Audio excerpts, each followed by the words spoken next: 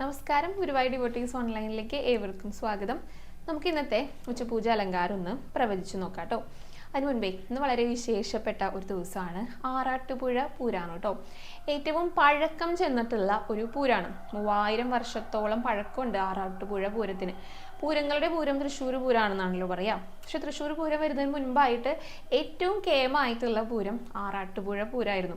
ഇപ്പോഴും വളരെ ഗംഭീരമായിട്ടാണ് ആഘോഷിക്കുന്നത് കേട്ടോ. ഒരുപാട് ആനകൾ ഉണ്ടായിരിക്കും, ധാരാളം മേളക്കാരുണ്ടായിരിക്കും, പിന്നെ അനേകം കാണികളുണ്ടായിരിക്കും. അങ്ങനെ എല്ലാം കൊണ്ടും വലിയ ഒരു പൂരം തന്നെയാണ് ഈ ആറാട്ടുപുഴ പൂരം എന്ന് പറയുന്നത്. അത് ഇന്നാണ് ആഘോഷിക്കുന്നത്. ഇവിടുത്തെ ഏറ്റവും വലിയ പ്രത്യേകത എന്ന് പറയുന്നത്, തൊട്ട് അടുത്തുള്ള വേറെ ദേശങ്ങളുണ്ടാവുമല്ലോ, അവിടുത്തെ ക്ഷേത്രങ്ങളിൽ നിന്നുള്ള അവിടുത്തെ ദേവതമാരും എല്ലാവരും കൂടെ എഴുന്നള്ളി വരുന്ന ഒരു പ്രത്യേകത കൂടെ ഈ ഒരു ആറാട്ടുപുഴ പൂരത്തിനുണ്ട് കേട്ടോ. അപ്പോൾ ഈ ആറാട്ടുപുഴ ദേശത്തുള്ളവരുണ്ടായിരിക്കും, പൂരം കാണാനായിട്ട് പോകുന്നവരുണ്ടായിരിക്കും. അപ്പോൾ അങ്ങനെയുള്ളവരൊക്കെ ഒന്ന് കമൻറ്റ് ചെയ്യാം.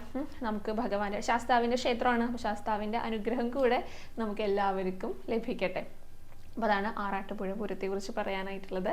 ഇനി നമുക്ക് അലങ്കാരം പറയാം കേട്ടോ. ഇന്നലത്തെ അലങ്കാരം ഒരു സ്പെഷ്യൽ അലങ്കാരമായിരുന്നു. ഇത് ഭഗവാൻ കുവലയാപ്പീഠം എന്ന് പറഞ്ഞിട്ടുള്ള ആനയെ കീഴ്പ്പെടുത്തിയിട്ട് കുമ്പൂരി നിൽക്കുന്ന രീതിയിലായിരുന്നു ചാർത്തിയിട്ടുണ്ടായിരുന്നത്. അതൊരു സ്പെഷ്യൽ ആയതുകൊണ്ട്, ഇങ്ങനെ അപൂർവമായിട്ട് മാത്രം വരുന്നതായതുകൊണ്ട് തന്നെ ആർക്കും കൃത്യമായിട്ട് പ്രവചിക്കാനായിട്ടൊന്നും സാധിച്ചിരുന്നില്ല കേട്ടോ. ആനപ്പുറത്ത് ഇരിക്കുന്ന കണ്ണെന്നൊക്കെ പറഞ്ഞിട്ടുണ്ട്. പക്ഷെ ആനപ്പുറത്ത് സ്നേഹത്തോടെ ഒന്നുമല്ല ഇരിക്കുന്നത്, ആനയെ യുദ്ധം ചെയ്തിട്ട് കീഴ്പ്പെടുത്തിയിട്ടായിരുന്നു അലങ്കാരം ഉണ്ടായിരുന്നത്. പക്ഷെ അത് കൃത്യമായിട്ട് പറയാൻ സാധിക്കാത്തതിൽ ആർക്കും സങ്കടമൊന്നും വേണ്ട കേട്ടോ. ഇന്നത്തെ അലങ്കാരം നമുക്കൊന്ന് പ്രവചിച്ച് നോക്കാം. ഇന്ന് മാർച്ച് 30-ാം തീയതിയാണ്, തിങ്കളാഴ്ചയാണ്. ഇന്ന് ഉച്ചപൂജ കഴിഞ്ഞിട്ട് നട തുറക്കുന്ന സമയത്ത് നമ്മുടെ ഗുരുവായൂരപ്പൻ ഏത് രൂപത്തിലായിരിക്കും, ഏത് ഭാവത്തിലായിരിക്കും ഉണ്ടായിരിക്കുക എന്നുള്ളത് ഇപ്പോൾ തന്നെ ഈ വീഡിയോയ്ക്ക് ചുവടെയായിട്ട് കമൻറ്റ് ചെയ്തോളൂ കേട്ടോ.